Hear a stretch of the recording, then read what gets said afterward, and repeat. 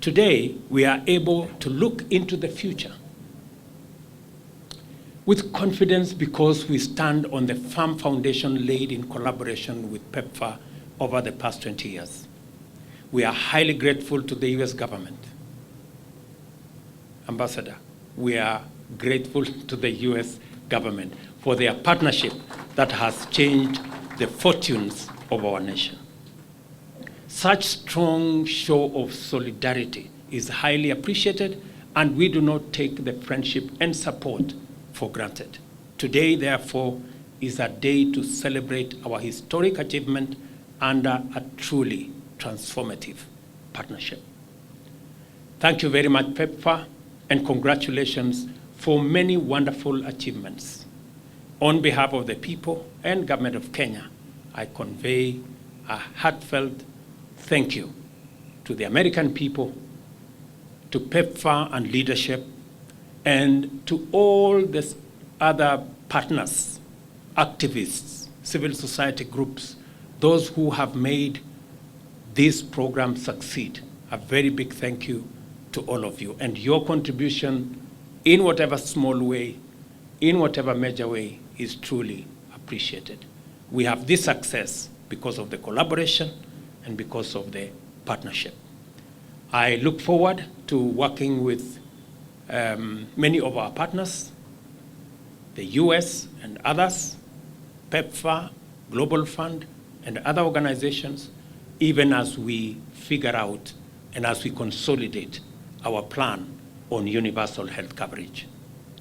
Kenya's partnership with the United States of America through the US President's Emergency Plan for AIDS Relief, PEPFAR, is one of these very rare partnerships.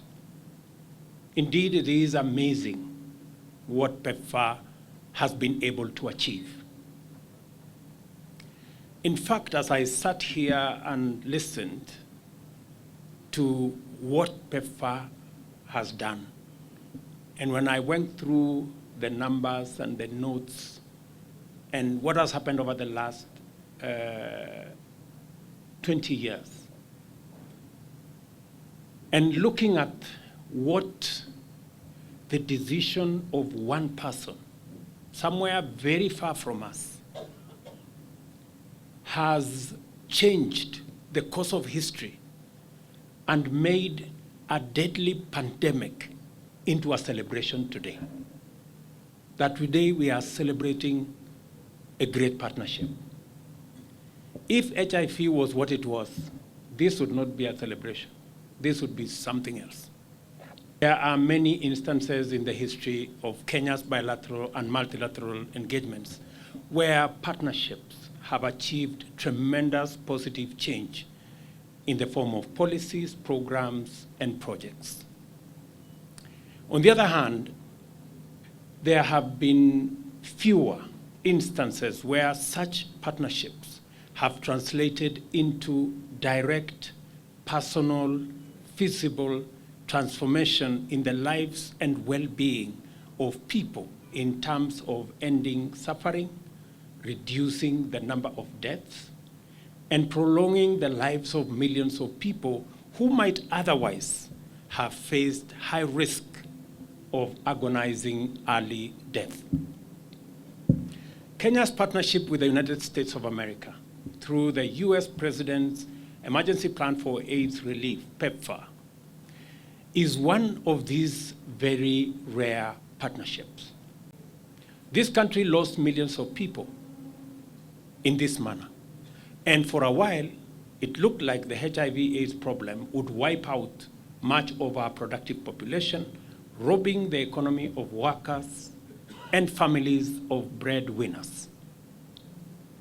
The government faced very serious resource constraints in its efforts to pull back people from the edge of graves, families from the brink of ruin, communities from the cusp of disintegration, and the economy from the verge of collapse. Serious support was urgently needed in order to raise the level of necessary intervention on an effective scale.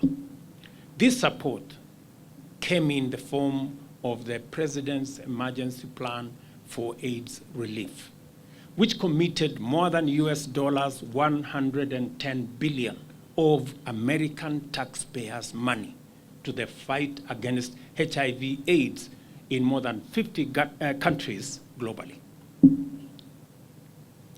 And it's important for me to repeat it, that President George Bush committed 110 billion US dollars of American taxpayers' money to help support millions of people globally.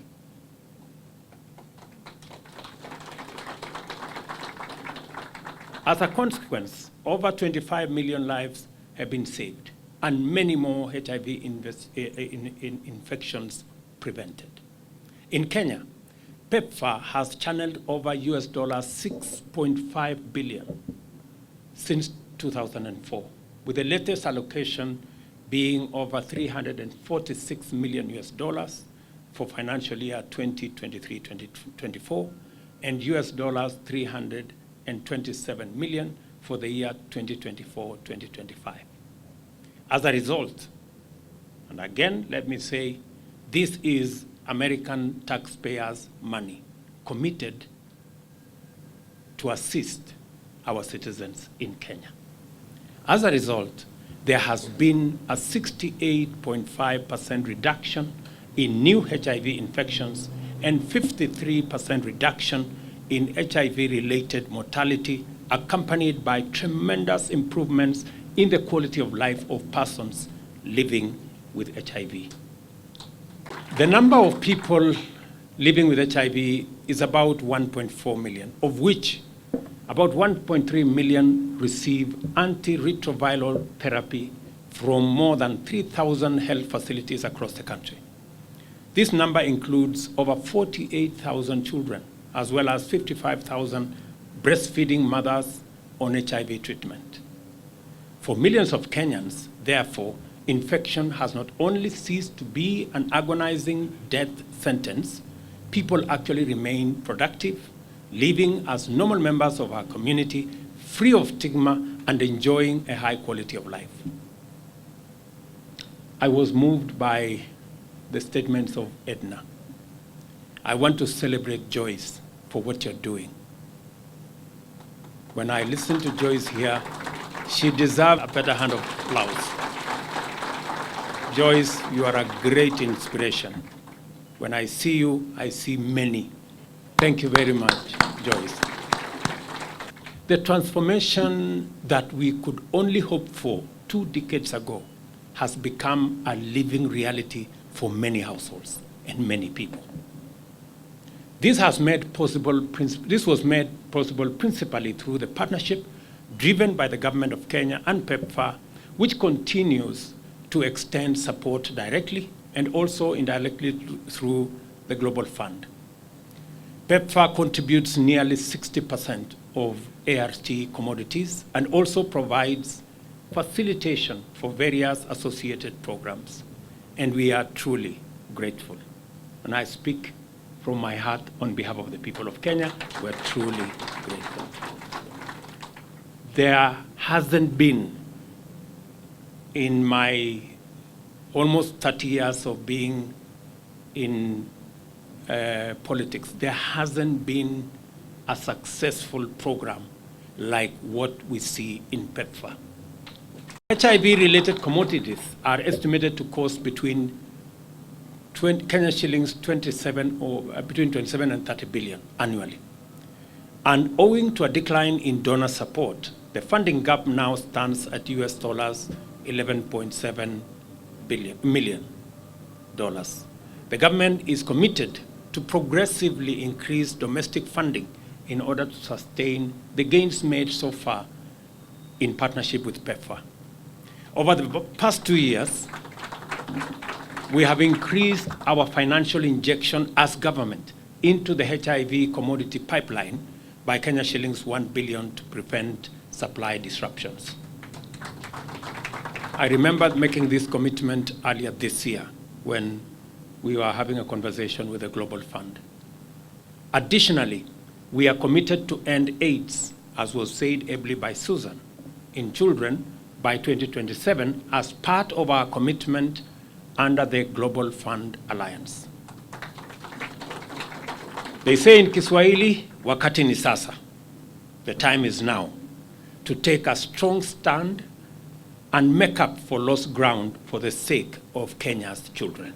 We must all commit ourselves to this because our children deserve it. Further, the universal health coverage pillar of our bottom-up economic transformation agenda offers a significant opportunity to effectively address the domestic financing gap in our country with respect to HIV. I call on all the stakeholders to embrace this opportunity and make their contribution to a transformed and sustainable national HIV response as we do it globally for all our health sector. The conversation that is going to ensue shortly in Kenya is how we are going to fund our health requirements sustainably.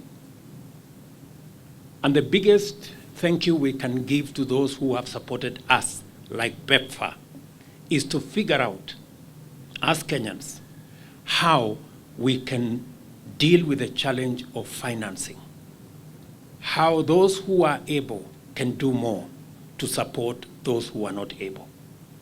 For the first time in the history of our country, the health plan that we have will not only serve those who can afford, it's not going to serve not just to those who can pay, but for the first time, we want even those who cannot pay for government of Kenya to pay for them to make sure they too can access healthcare. Providing health for government is a constitutional imperative. It is not a choice that we have to make. We just have to figure out how it's going to happen.